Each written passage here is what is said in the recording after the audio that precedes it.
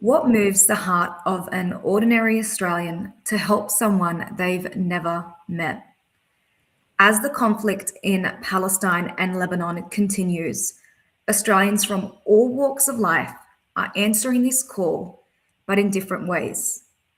Today, I'm joined by the creator behind Sick Sad World. She's amassed a following of more than 60,000 followers by blending the instincts of a reporter with the skills and swiftness of a social media advocate. Thank you so much for joining me today. No worries. Thanks for having me. I know there's a little bit of a stigma with some of the people that go online and share information, whether that be about the conflict or generally what goes on in the world. Tell me a little bit about your views on going online, what that means for people, and what is it about this conflict that made you decide that this is what I want to do and I need to be online? Yeah, so I mean, obviously there is a lot of misinformation out there, and it's especially now in the age of AI, it's hard to know exactly what to trust online. But I guess what motivated me, and I think, about this conflict and social media in particular, why social media is, I mean, at the start of the genocide, I was just like beside myself because my whole algorithm was just this awful content of just this barbarism every single day, the massacres, the devastation. And I am Palestinian, so obviously even though I don't have family there, thankfully, I don't have that extra stress. It still feels very close to home. This is like seeing my people just getting annihilated in real time in the most graphic ways. And, there'd been plenty of other prior instances that I'd witnessed growing up of Israel doing this in Gaza, and also the atrocities in the West Bank. It's not just Gaza. But I think before this genocide, social media, what the content that you saw was more, it wasn't video based. It was, you'd have images, you'd have copy, you'd have news articles being disseminated, but you didn't see in real time just the gore and the devastation. And I think, and typically it would stop, like it would go for a period of time, it would be devastating, and then Israel calls it mowing the lawn. Eventually they'd stop mowing the lawn, and then out of sight, out of mind, I guess, for me, in a way. But with this genocide, it just kept going and going and getting progressively worse. And the only thing that made me feel better was social media. So let's hone in on that a little. Like I said before, there is a stigma. Not to hide that at all. People are wary, they're skeptical. You mentioned that you're online now and that this genocide is something that's very close to your heart. You felt it, you saw it online, you couldn't disconnect from it. Were you online before? Were you doing this type of reporting and commentary before? No. So when the genocide started, I just was frankly, living my best life. I was having one of the best years of my life, actually, I would say. And then it turned very quickly into one of the worst years of my life. Just witnessing everything.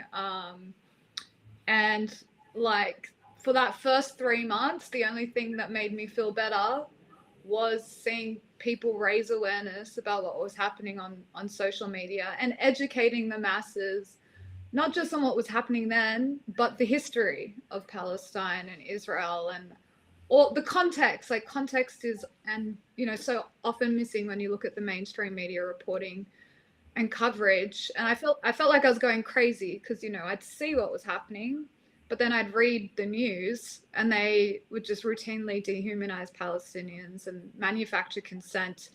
The Israeli hostages would get so much coverage, and then the thousands of Palestinians being murdered would just be like a blip on the radar. And so it just felt so wrong and unfair. And I saw myself in those kids in Gaza. If my grandfather, who was a Nakba survivor, had been expelled to Gaza instead of, I don't know if he started in Lebanon or Jordan first, but if he hadn't ended up in a country where he was eventually able to get citizenship and live like a normal life, if he'd ended up in Gaza like so many other Nakba survivors, that would have been me then, you know what I mean? And so it felt very personal to see the devastation and the fact that the world was just letting it happen. And so, yeah, with social media, the only thing keeping me sane was seeing people educate people and tell the truth and expose what was happening.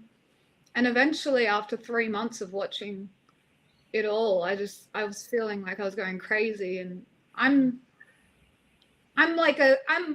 can't just sit on my hands and do nothing. If I see something to like this scale, the gravity of the situation that we were witnessing, I had to really like think, well, what can I do? I have to do something. I can't do nothing. What are my strengths? I'm good with words. I've always been good with words. I've worked in sales at one point. Like, I know my strengths. And I thought, you know what? If all of these people they're not even Palestinian, they're dedicating their time and efforts to raising awareness about what's happening online, and it's working. You could see a lot of people are engaging, a lot of people in the comments, like I had no idea before October 7, like you can see the impact that they're having. I just thought, let's just give it a go. At least I'll feel like there's something within my control and within my influence that I can be doing to feel like I'm not just witnessing this and going mad. And, you know, like the weekly protests, fine, but what are they achieving? Like, I've got to do more than just that. So I guess that was my motivation, and that was the context. I so appreciated everyone else doing that for us. Why couldn't I do that for us as well, I guess? Thank you for sharing that. And I could see that it wasn't just one story or one moment that motivated this production and this work behind Sick Sad World, and that it was a series of different moments and a very emotional connection to Palestine. Yeah, so I grew up in Sydney. We moved around a lot when I was a kid, and then eventually settled, just for my parents' work and stuff, eventually settled in the one spot when I was in high school. And I mean, I had a very privileged upbringing in that I had a great education. My high school was amazing. My teachers were amazing. My friends were great. And I was always an overachiever. And I was surrounded by overachievers. So that was kind of like my norm. And my mom is just like a formidable force. And like, I'm just a mini version of her, I would say. And, you know, she's a strong-willed woman, and she's assertive, and she's smart, and she's all of these things. I always looked up to her. And my dad's also amazing and loving and supportive. So I guess like when I looked at these kids in Gaza and I looked at what was unfolding for me, I was like, I'm so lucky I've had such a privileged upbringing, and I have to use that privilege at the end of the day. Like, what's the point in having this privilege if I do nothing with it in the like witnessing like this horror? So yeah, I mean, my childhood was good. Maybe early life, we moved around a lot, wasn't the best, but later on in the childhood, it was great. And my adulthood was, up until the genocide, I've got to say, I lived a good life. Like, I was happy, no major issues. And I had no intention of ever being a content creator. This just never once crossed my mind in, like, at my stage. We'll get into that a little bit later, because it's a very huge investment in time in terms of the production and the research behind that as well. We'll get into that a little bit more. Yeah. You spoke about your family, your parents. Did anyone question your decision about going online? I never really talked about it to my dad. But my mom, yes, I did. But I'm closer with my mom. And I mean, she was feeling the exact same level of devastation that I was feeling witnessing the genocide in that early phase. And we're all just in a state of shock. And so she was very much supportive of me doing it. My friends were just like, oh, a bit random, but like nobody really cared. It was just, and it takes time. Like at the start, you don't know. Like you're just putting videos out there. You don't know how long it's going to take you to get traction or whatever, but no one was ever against it. Maybe some people thought it was a bit crazy, or a bit like OTT. But my mum was very supportive and like my biggest fan from the start, which is positive. Yeah. What is it that you prioritize, and what other factors do you consider before identifying, a particular story or event you want to share with your followers? So I am like chronically online, and I'm chronically Define chronically. like hours a day doom scrolling social media, and I always have been like that, right? It's just my algorithm used to be a lot more fun before the genocide, but just by virtue of how much I'm scrolling, whether it be on TikTok or Instagram or up scrolled, I am constantly exposed to new news of what's happening. And whenever it's something that I feel like I would want to make a video about, I have like a note in my phone, which is a list. Because like I don't film every day. I need to be in a particular mood. I need to have a certain amount of energy. Like there's only like maybe 1 or 2 times a week these days at best that I film. And oftentimes when I'm in that headspace, I might forget all the things. So I just have a note in my phone of like all the things that I've seen that I'm like, oh yeah, I would want to make a video about that because it's outrageous, or I want to have a rant, or it's kind of my therapy. Honestly, making these videos is how I process what's happening, and it is my version of therapy, I would say. So yeah, I'll just see a thing that I either want to raise awareness or rant about, or maybe there's certain history that I want to get into when I'm in the mood. Those videos take a lot more time to like research, but oftentimes it's like I'll just see a piece of news and it's simply coming back to kind of talk about it. And I'll be honest, like the news cycle moves so quickly that I cannot keep up with my note. Like I would say maybe at best 40%, if I'm lucky, that I've made a note about to make a video that I've actually covered, because the news site, like the level of crazy, like we're just bombarded every day with this stuff that 4 days later, that thing I wrote a note about is actually redundant now because we've kind of moved on to the next crazy thing. But I guess that's like my process, I suppose. Thank you for sharing. Would you say from the different content that's coming at you every day, how much of that are from published media or credible media outlets, and how much of that is probably from other influencers?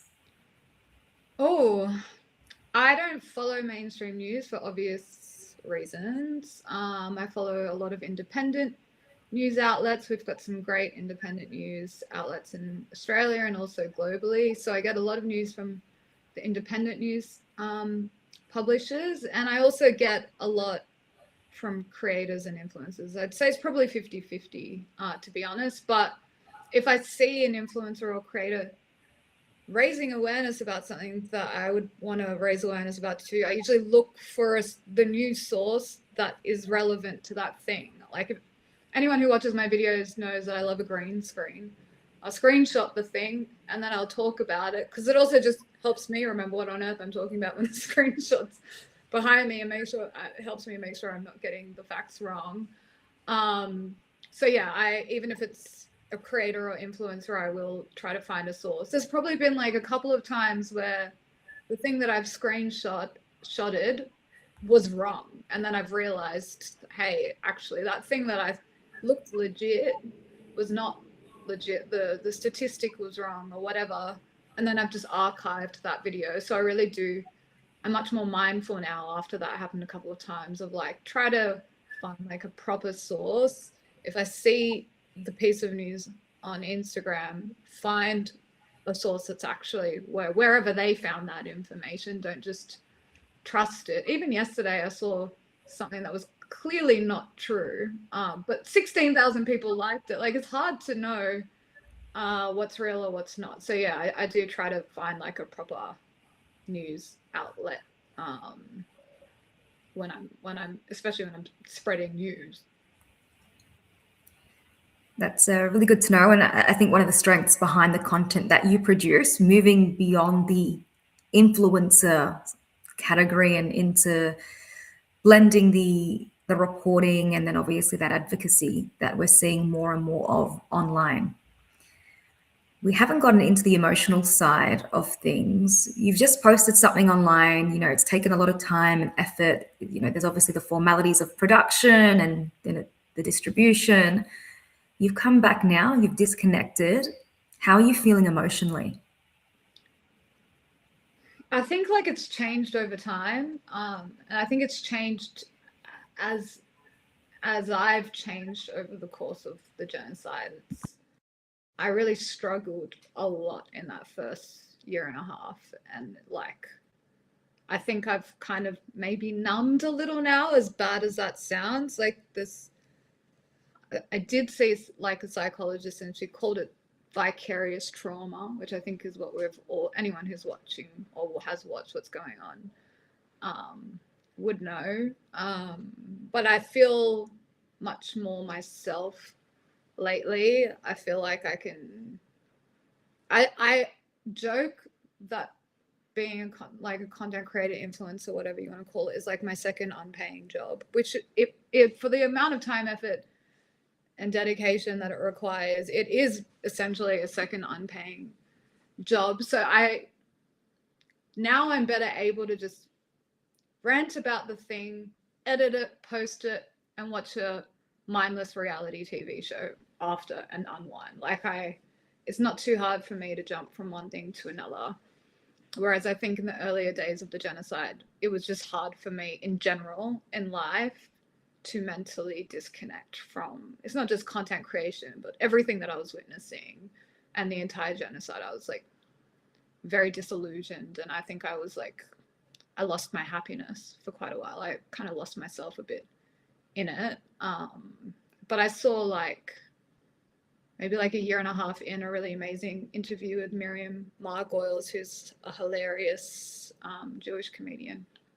And she's very pro-Palestine. And she said that she felt like the Jewish people had let Hitler win by changing them and making them these people that are committing these atrocities.